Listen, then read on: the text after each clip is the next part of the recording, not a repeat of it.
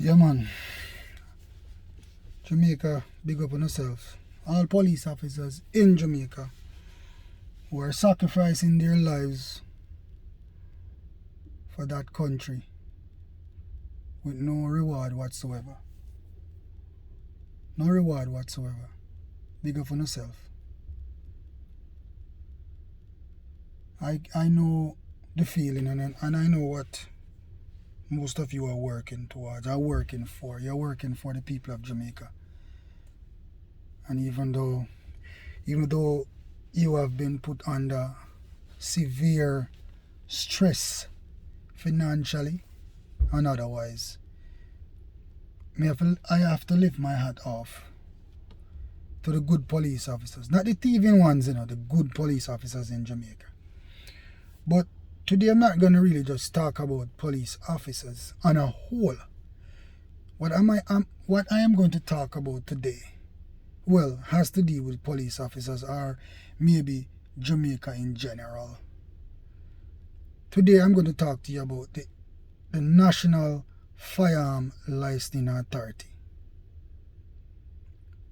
And I believe that this authority was brought into place to remove the authority from the police department for issuing firearms because there were said to be corruption where that was concerned in the issuing of firearm by various senior officers. And I won't say that corruption never existed. It existed.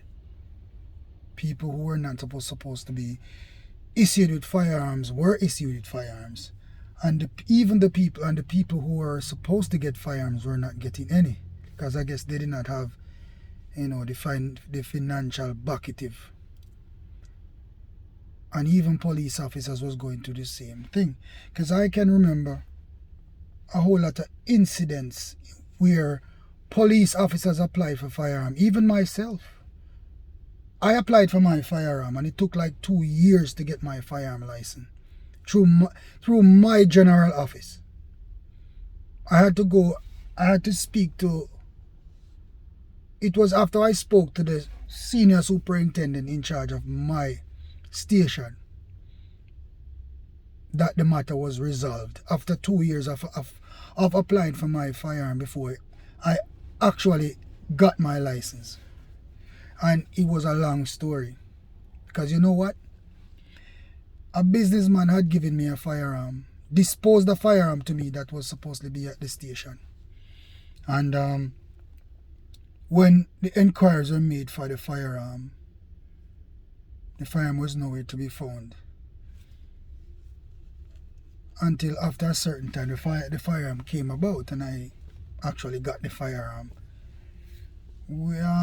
There were certain the businessman had said certain things when he saw the firearm, that the firearm was a brand new firearm and the condition of the firearm was that the firearm was being used. So I guess somebody was using the firearm. But I won't expound on that right now. What I'm talking about now is the present authority that issues firearm and manages the whole firearm licensing in Jamaica. And there are various breaches occurring, and it would appear as if people are afraid to talk. Mainly the civilian population in large who are firearm users. Number one, FLA has brought about a late payment fee upon firearm users. Remember, your firearm license lasts for 5 years. But you have to go in, every year you have to go in to relicense your firearm, even though the license is supposed to last for 5 years. So they implement a late payment fee. And the late payment fee is even far more than the original fee that you pay for the firearm. Can somebody explain that to me? Why does the FLA has to implement a late payment fee, and why does it has to be so much? Remember, if you fail to register a car You might owe back taxes on the car. In the case of a firearm, your firearm license lasts for 5 years, or you have to renew your firearm every year. If it takes me 6 months to renew my firearm, I will still have to pay for the whole year. So I have been asking myself the question, why the late payment fee, where the late payment fee came from. And as far as I am concerned, it's a total rip-off of the people of Jamaica. It's a total rip-off, because it was not relevant. And it's a total rip-off. People are not complaining because maybe they're afraid to complain. They might feel like they might lose their firearms. But you know what? I am complaining. I'm a licensed firearm holder, and I am complaining because I do not see the relevance in it. The second point that I want to make is the FLA stand on people who lives abroad. And when I say people who lives abroad, let me talk about police officers who live abroad. Because I am one of those. And you have served your country, given your life for your country, put your life in danger for your country. And remember this, most police officers oftentimes lose their lives violently after they are no longer police officers. And the FLA wants to tell me that if I live in America, that I am no longer entitled to a firearm to defend my life after I have given my service to my country, and every time I come to Jamaica, that means my life is in danger. So you are telling me that I do not have the right to defend my life in Jamaica anymore after I have served my country because I now live abroad. And you know the worst thing about it, I do not see the Police Federation doing anything about this. I do not see the police commissioner doing anything about this. I do not see the Ministry of National Security coming forward and doing anything about these atrocities. Because remember this, if your firearm license lasts for 5 years,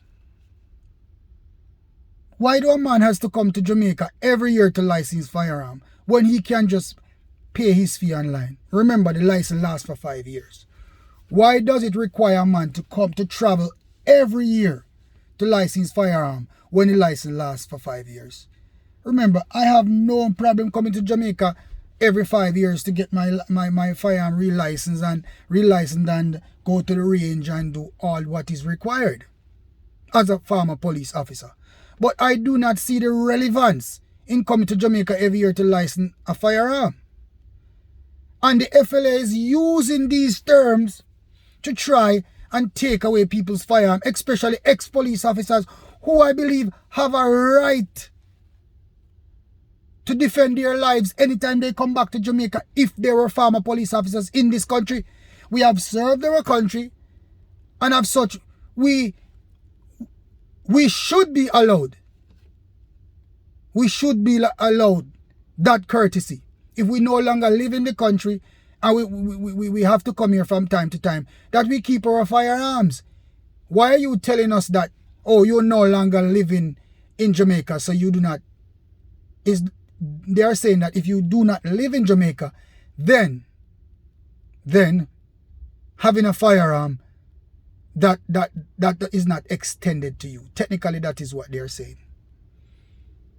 And I am waiting to see what the Commissioner of Police is going to do about this. And the Minister, the Prime Minister too, is going to do about this. The third thing and I'm talking about is, why is the FLA refusing? Let me repeat this.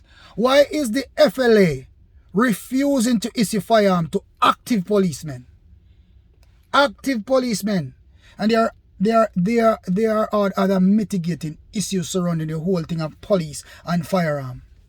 Number one, I don't see the relevance with a policeman applying for a firearm that you have to run him through all the entities to run fingerprint and all. The man is a serving member.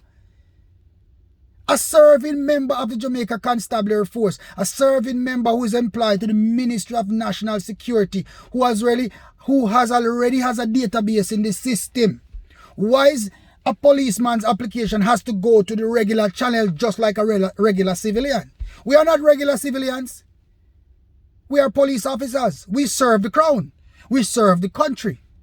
We have records in the system. Every police application from a police officer should never go through the same process as a regular civilian in Jamaica. And I do not know why FLA is refusing to give policemen firearms, but that is the greatest atrocity in Jamaica as I speak. And I do not know what the Federation is going to do about this, because nobody seems to care. The other day a policeman was coming home from going home from work, broke down on the highway, and he was attacked, almost killed. No, that man did not even have a firearm on him. So you are telling me that policemen, police officers, men and women, should serve our country, be on the front line, fighting crime, then when we go home, we are not armed. We are not armed. And the FLA is that entity that is also preventing this. How can you not issue a firearm to a serving member of the Jamaica Constabulary Force? Or even a member who has retired in good standing? How? Why? Explain that to me. We know that when the police had was in charge of the FLA, was in charge of issuing firearms, there were a few unbecoming actions. But those unbecoming actions are worst under the FLA, are worst under whosoever is in charge of the FLA. There's misappropriation of funds, same way, worse now. People are getting firearms who are not supposed to have firearms either. Because I know a whole lot of people who have firearms, and I have to say to myself, what the hell? How did he even get a firearm? So, people are still paying to get firearms in Jamaica through the FLA. So, is the FLA better than when the police officers had it? I would say no. The FLA is far more corrupt.